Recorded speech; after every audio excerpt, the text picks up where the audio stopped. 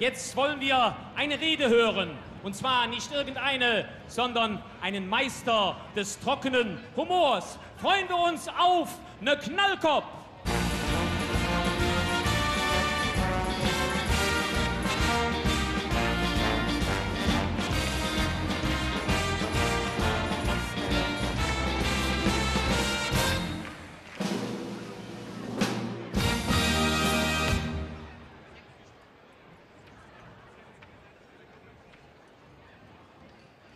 Ja, ich bin eben mit der Bahn gekommen. Ich war gerade in die Bahn eingestiegen, kommt eine Kontrolleur. Sagte zu mir, Sie haben ja nur einen Kinderfahrschein. Ich sage, da können Sie mal sehen, wie lange ich auf die Bahn gewartet habe.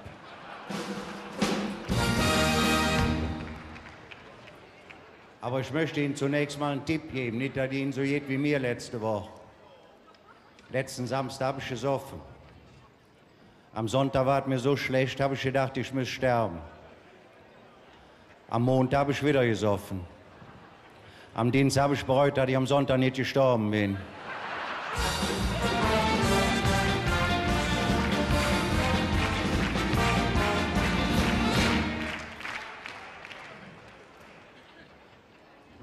Vorige Tage sage ich für meine Frau, sollen wir gleich mal schön Liebe machen? Ach, Sätze, lass mal doch was machen, was du auch kannst.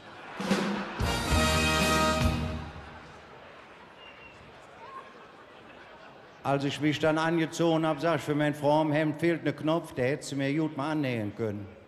Sätze, zieh die Jacke drüber, dann sieht man das nicht. Ich sage, an der Jacke fehlt auch ein Knopf. Sätze, sag bloß, du willst wieder ohne Mantel gehen.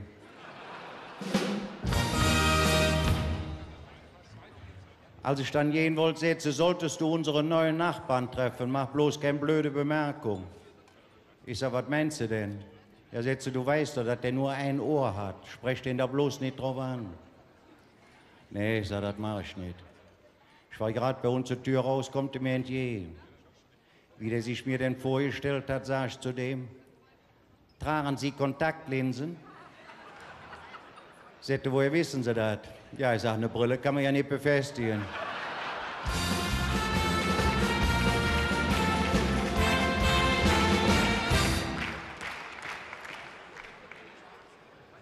Sagte zu mir, ich habe gehört, Sie haben so einen netten Freundeskreis, könnte ich mich da anschließen? Ja, ich sag, wir gehen jeden Freitag saufen. Sagte, ich trinke keinen Alkohol. Ich sag, und samstags gehen wir alle in Freudenhaus. Sagte, das kommt für mich nicht in Frage. Ich sag, wieso, sind Sie schwul? Nee, sagte, ich bin nicht schwul. Ja, ich sag, da wird Ihnen der Sonntag auch nicht gefallen.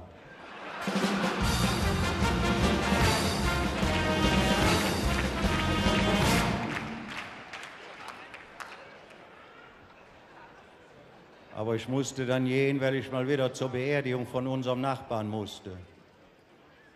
Vorher bei der Trauerfeier in der Kirche sagt der Pastor in seiner Rede, aber ein großer Kirchgänger war er nie. Sitzt einer neben mir, sagte, und wenn sie ihn heute nicht mit 4 Mann reingetragen hätten, wäre er wieder nicht gekommen.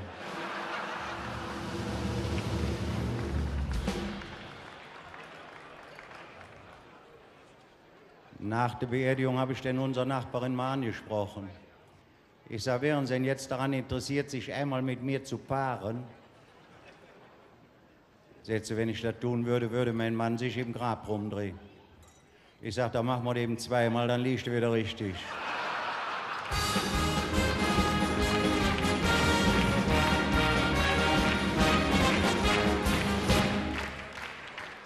Ich bin dann noch ein bisschen durch die Stadt gegangen, sehe ich da auf einmal eine Frau, ganz allein. Bin ich einfach immer hinter der hergegangen. Plötzlich dreht die sich um, sagt, ich möchte nicht, dass Sie immer hinter mir hergehen. Ich sage, dann geben Sie mir Ihre Adresse, dann gehe ich vor.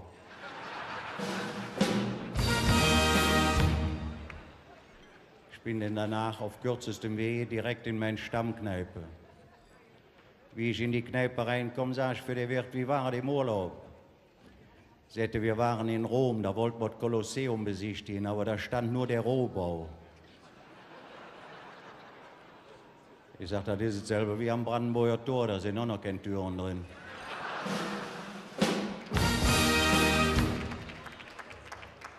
Ich sage, wer hat eigentlich sein Auto hier direkt so vor die Tür gestellt? Sagt, das sind die zwei, die da hinten in der Ecke sitzen. Sagt, was haben die eigentlich für ein Kennzeichen? Ich sag, das ist ein D. Och, sagt, dann kommen die bestimmt aus Dresden. Ich sag, D ist doch Düsseldorf. Sagt, die Düsseldorfer müssten eigentlich OF haben. Ich sag, was heißt denn OF? Sagt, ohne Verstand. Ich sag, Verstand wird doch mit V geschrieben. Sagt, da kannst du mal sehen, was die blöd sind.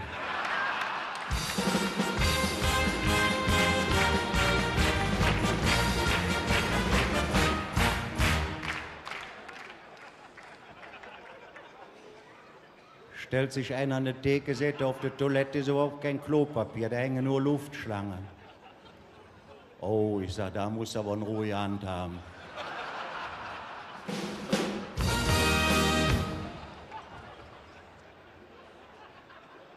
Steht da noch so eine Typ an der Theke, hatte so eine ganz dicke Hals und hier vorne noch so eine dicke Knubbel.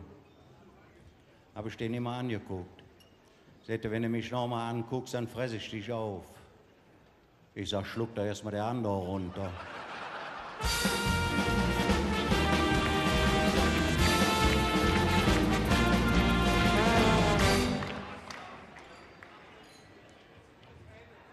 Auf einmal brüllt einer eine Runde für alle. Ich sag, was ist passiert?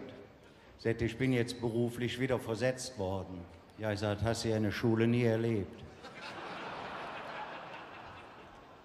Mischt sich einer ein, sagt, ist gut, dass ich da nichts mit zu tun habe. Ich sag, wo arbeitest du denn? Sagt er, nirgendwo. Ich sag, was tust du denn? Sagt er, nix. Ja, ich sag, lohnt sich das denn? Ja, sagt er, sonst täte ich das nicht.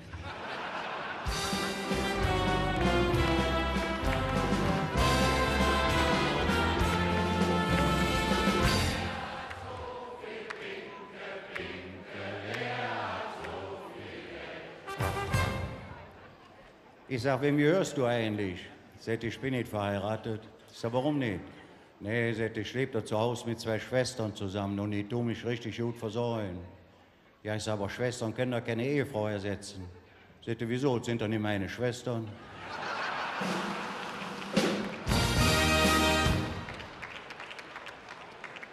Ja, als ich dann später aus der Kneipe rauskomme, kommt da einer mit dem Fahrrad, hatte mich umgefahren.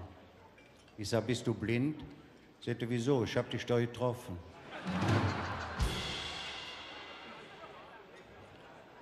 Und wie ich nach Hause bin, ich dann noch schnell bei uns in der Metzgerei. Sag ich für den Metzger, ich hätte gern den Fisch, der da vorne liegt. Sagte, das ist Leberwurst. Ich sag, wie der heißt, interessiert mich nicht.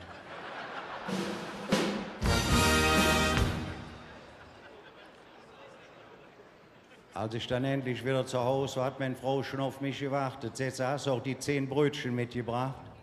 Ich sage, das sind so ja 11 Stück in der Tüte. Sagt sie, warum das denn? Ich sage, die Verkäuferin hat zu mir gesagt, ich tue ihnen eins mehr rein, weil sie nicht so schön sind. Guckt meine Frau mich an. Ja, ich sage, wenn du gegangen wärst, würde uns jetzt eine halbe Bäckerei gehören.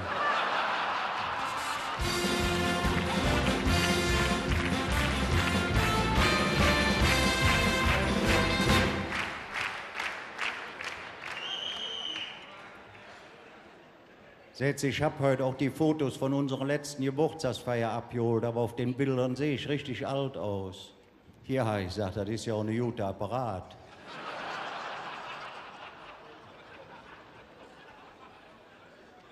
In dem Moment scheltet bei uns, war das so ein Ehepaar, das haben wir mal im Urlaub kennengelernt. Sagte, wir haben euch so lange nicht gesehen, jetzt kommen wir gerade hier vorbei, da wollten wir euch mal kurz besuchen. Och, ich sage, das wäre aber nicht nötig gewesen. Ich sag, seid ihr mit dem Auto, da muss ich euch was zu trinken anbieten. Nee, sagte, wir wollen euch nicht stören. Ja, ich sag, das fällt dir aber später ein.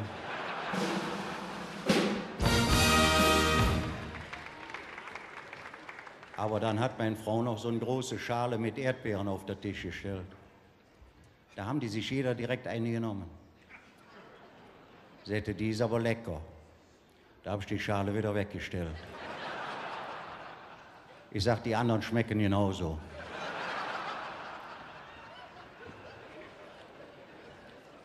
Ja, als sie dann endlich weg waren, habe ich meine Frau zum Essen eingeladen. Sind wir in so ein Restaurant gegangen.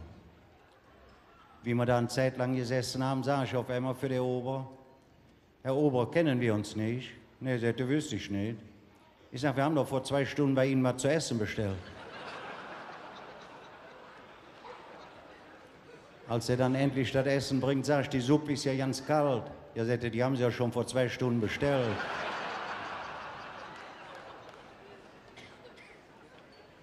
Wie wir wieder draußen waren, sagt meine Frau, Mensch, was war das eine miese Laden. Der Ober so lahm, die Suppe so kalt, das Fleisch so zäh. Ja, ich sage, wenn wir nicht abgehauen wären, hätten wir doch noch bezahlen müssen.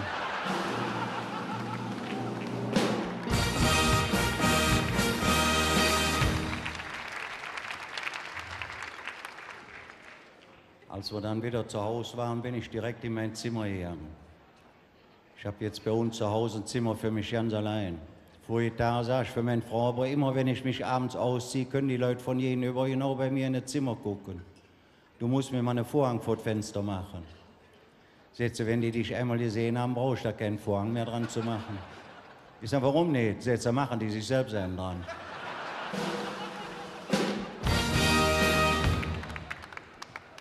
Zuletzt sage ich, weißt du was? Nächste Woche fahren wir in Urlaub, fliegen wir nach Spanien. Sätze, wir müssen an unsere Schulden denken. Ich sage, das können wir doch in Spanien auch. Aber wir sind dann getrennt in Urlaub gefahren. Aber nach 3 Tagen hat sie mich angerufen. Sätze, da wo du bist, sind doch Frauen. Ich sage, ja, aber die wollen all Geld haben. Sätze, gibt nicht mehr wie 30 Euro.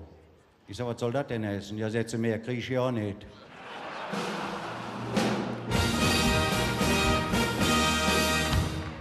Ja, so hat im Leben alles seine Zeit. Heute Freud und morgen Leid.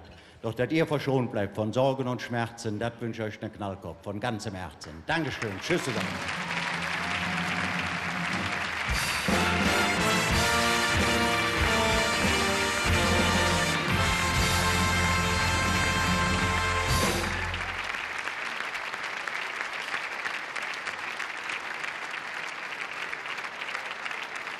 Ja, liebe Freunde des Kölschen Fasteleers, ich glaube, ich habe nicht zu viel versprochen. Ein Meister des trockenen Humors unter dem Namen oder unter der Maske des Knallkopf verbirgt sich Dieter Röder.